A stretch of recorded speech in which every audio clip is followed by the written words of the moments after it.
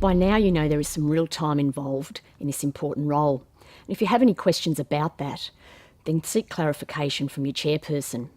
So what are you doing with that time? What does a good club director look like? What are their behaviours? What are they actually doing? Successful directors will be serious. They will take those duties the right way. They'll be diligent. They will turn up to board meetings. They will cut through the politics that happens in clubs and focus on the key issues. That's what directors do. They need to protect the assets of the club and make sure the club grows, set policy that the executive should be executing. These are the things that you can observe that you would expect good directors to be doing, and the rewards will be there. They will see the fruits of their labour in time. I think directors need to care first and foremost. They're not going to be paid, probably. It's a volunteer's role. So first of all, your heart needs to be in the right place.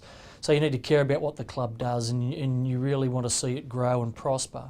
But secondly, you need that serious side, which is to be deadly serious about it. Turning up to a board meeting is a big event. You'll be looking at financials and other things that are important and complicated and sometimes difficult. You'll need to make tough decisions. You might need to increase prices. You might need to cut back on services. You might need to do all of those things. But you need to keep in mind that you are the director of a company, which is a club. So that is something that needs to be taken seriously. But on the other hand, why wouldn't you want to do that? If you care about your club, if you go there with your family like I do to my club, you want to see it go well. So it will pay dividends that way. People who are off their bums doing things, and you can see that they're doing it professionally and for the best reasons, and they're committed to the betterment of the club, and you can see that. Well, I think if you're going to be a director, you need to be prepared to make decisions. So you need to be a little bit bold. You don't want to be led by the nose. You want to be somebody who can make up their own mind. You need to look at the facts, the information presented to you, and make up your own mind independently. What we see too much on boards is groupthink, where what he says, I'll say. People get together, it's easy that way. No, we want our directors to be independent, to think about decisions and information and to process that their own way. The essence of a good board is when there is conflict. People have different points of views. They bring different things to a debate. Out of that you get good decisions, not when everybody makes the same decision for the same reasons because maybe they've been told to make it that way. So you need to think for yourself. You need to be prepared to be bold and make those decisions and to ask questions. You won't know everything, you never will. I don't, my chairman Peter Newell doesn't. You'll never know everything. Be prepared to ask, get the information, process it, and make your own decision.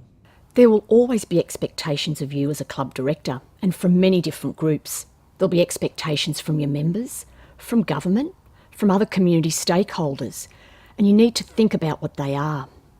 For example, the government has an expectation that if you are elected as a club director, that you will undertake some minimum training. It's important you understand the role and responsibility you have as a club director and the financial management that goes with that.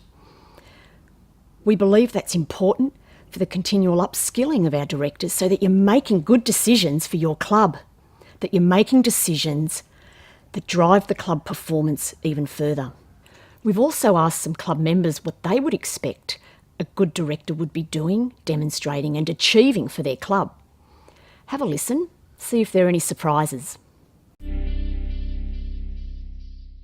The club directors, well, we expect a lot from them. I expect them to listen to their members, support their members, continue to provide good entertainment, good services in general, right through. Being a director now in a club's all changed now. None of the old days when I started this industry, when I was 18, you're a director, you stood at the end of the bar and had a free beer, but it is all changed now. It's being there for the community. It's more or less, they're up like the parliamentary type things now. They've got to run it as a proper governing board, and they've got to know everything that's happening down there in this club, and what they say goes out into the community. So it's a huge huge impact being a board member. You just don't say, I'm going to run for board. You've got to know what you're going in for. I think we should give a bit more information of them, like when they go on seminars and things like that. Do whatever best for the members and not doing whatever easiest for them. Their own personal standards in terms of provision within the club. These people are, whether they like it or not, they're standing on the role of the club. They are becoming one of the pillars of the local community. I think with the club, they need to be aware that they are part of a wider community, and they need to look outside the bounds of the club to what are the needs of the community as the community evolves. I wouldn't like to be a director because it's a huge ask. And they should get around. If you ever saw a director walking around here talking to people, people that they don't know but acknowledge them, introduce themselves and tell them what they do and how they represent the club. Yeah, that's what they've got to do. So you're going to be able to go and get that club growing all the time, and to know that the members that are coming in there, you've got to be out there for them. And so people and their behaviour both at the club and off the club is very important. I think the club should come out and meet us, greet us, get to know us more, participate in all of our events, try and, if you can't, the leaders can't make it, send some representatives just to come and try and understand what our needs are. That they understand how to operate a club. I know they understand that there's a CEO running the business side of things, but the directors make decisions, and these decisions have got to be made on behalf of the community, as well as the betterment of the club, but behalf of the community. And if they don't understand the community, and they don't have the business acumen, or understand to get the business acumen, they can make some very poor decisions in the long run. They need to be out in the community to find out what the local community want, and they should be listening to the community.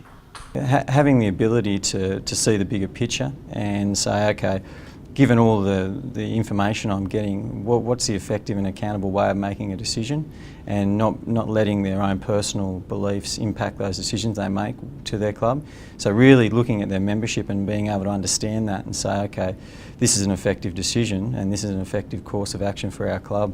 They've also got to be able to be even-handed. They've got to understand that it's not their particular barrow that they'll be pushing, but what's best for their members, what's best for the organisation. And they also have a responsibility to those people. So commitment is what is needed. It's commitment to working as part of a team, being the board, allowing management to actually conduct the operations of the club. Making people feel welcome, and it's forming the relationships with other groups within the community. They're obviously keen to have an outward-looking view of the club. And I think directors and club executives have a responsibility to do that, because that's actually what they're about. They're about forming a community and building a community.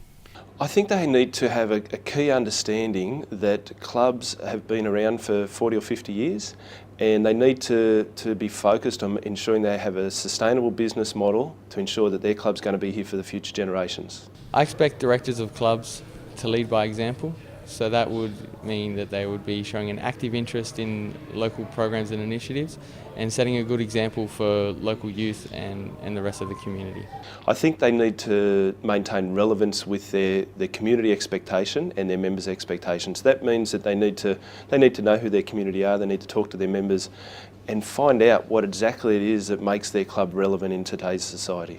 Interpersonal skills, the ability to express himself, the ability to listen, and to understand that the industry is changing. And I think it's important for the person to be customer focused, appreciating that customers sort of create the future of our businesses. We rely on them. So we've got to have directors who understand what the members want, to understand what the community wants. Well, I'd see them walk around. I'd like to see them walking around their club and watching and listening to what the members want out of their club. And the staff. The staff are the ones that are down there on the ground level. They're on the floor level. They're hearing the patrons too, so they've got to know everything that's happening down there. Basically walking around and talking. just having conversations with their members, having conversations outside of the club with the people in the local area about what they expect the club to provide. The Corporations Law set out a series of actual duties that a director must comply with. They're primarily duty of care, duty of diligence. Along with that goes honesty, integrity, to not have conflict of interest, because primarily you are there to assist in the achievement of the club's objective. You're not there for yourself.